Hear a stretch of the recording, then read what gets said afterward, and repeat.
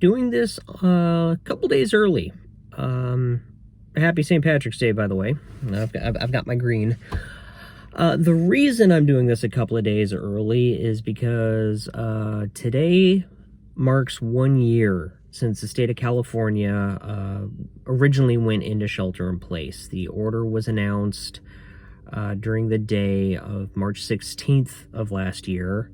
I remember I was at work when we were told, hey, we're going to be closing down probably around 4 o'clock. Normally, we're a 24-hour operation, so we had to get everything done, get everything put away, and get out. And then my other half and I, excuse me, we had, we went out and got what we thought we were going to need for a little while, except for toilet paper, because we couldn't find any.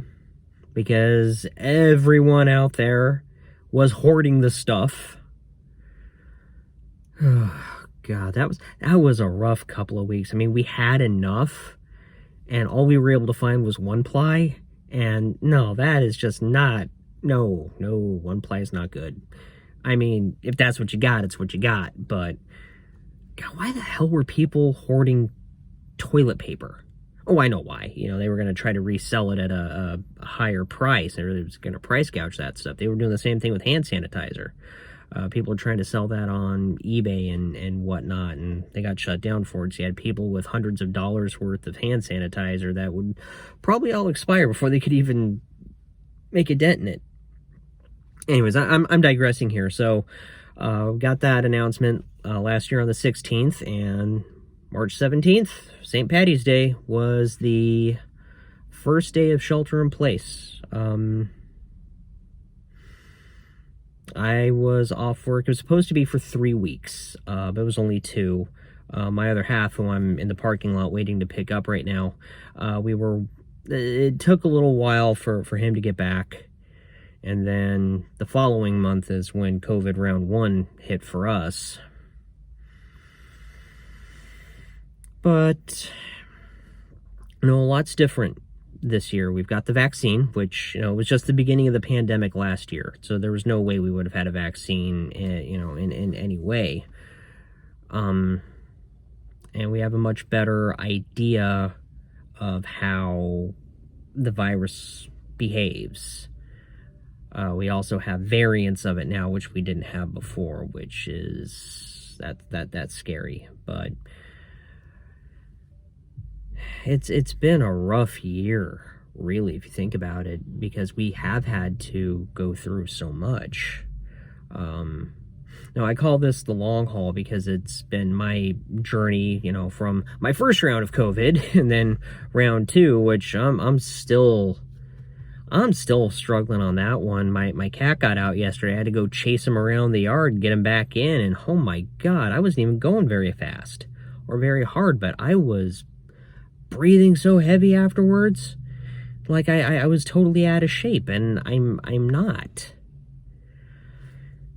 This, like I said, this stuff messes you up, and I think it's really messed everybody up. I know a lot of people who've had pandemic fatigue. An old buddy of mine from high school, somebody I've known for probably close to 30 years now, he's been dealing with severe pandemic fatigue, but he does what he has to do. He maintains his distance. We ran into him, since I moved back to my hometown, I ran into him a couple of weeks ago. I really wanted to go give the guy a hug, but that wasn't going to happen because, we have to maintain distance. We were masked, he was masked, and we were able to, we kept our distance and we were able to talk. It was not a planned gathering. It was just, we were out running errands. We happened to not literally bump into him, but I'm walking by, I'm like, hey, isn't that? And sure enough, it's my old friend. And we had a nice in-person conversation, which was, outside of work, I don't have in-person conversations with people. My really dear friends, it's all either Messenger or text or Zoom or some kind of video conferencing. A lot of the jokes have been, introverted folks, of which I am one. We have a bit of an easier time with it, but even it takes its toll on us. And Gen Xers, again, of which I am one, we're used to being left on our own. We grew up that way, but it's after a while, even those superpowers can be taxed, and I think everybody in the world has been taxed by it. But looking back, at how things are different now, like I said, we've got the vaccine. We know how the virus operates. We didn't have mask mandates originally. Matter of fact, they were encouraging people not to go out and buy masks to make sure that health professionals had the PPE they needed. Remember seeing news stories and hearing news stories about medical professionals having to wear the same mask for days on end, which is so not healthy.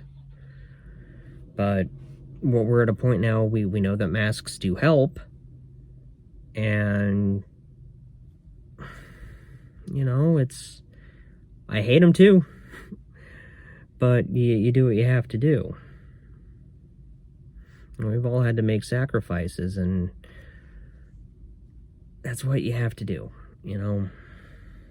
But it's been a very, very long year. And it's looking like we may have another year to go with the masking. Some friends of mine went to organize a get-together after everybody has been vaccinated.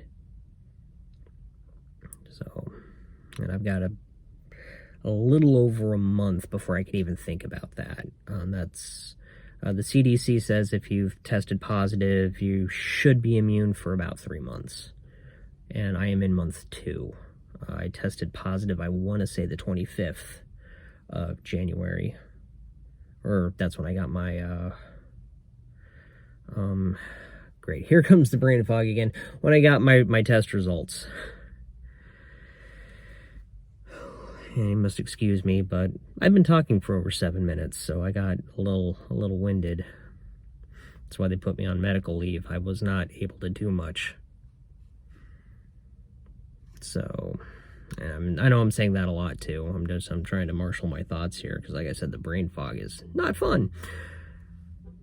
In a little over a month, I hit the 1-year mark from when I got sick the first time. And my original intent was to end this then, but lucky me, I got sick again. So I'm not sure how I'm going to handle the long haul going forward. I may still, decide to call it a day after that, just because I don't know how my recovery this time is going to be or how long it's going to take. Or maybe I'll wait until I get my vaccines. All I can say for certain is my parents-in-law both have gotten both of their doses. My father has gotten his 2 doses. My mother has gotten the first dose. They are the ones I've been the most worried about, my parents. They are on the frailer side of things. And my mom had no negative side effects from the vaccine at all. And so far, it seems like the tracking chip isn't working. So maybe they'll fix that little oversight when she gets the second dose.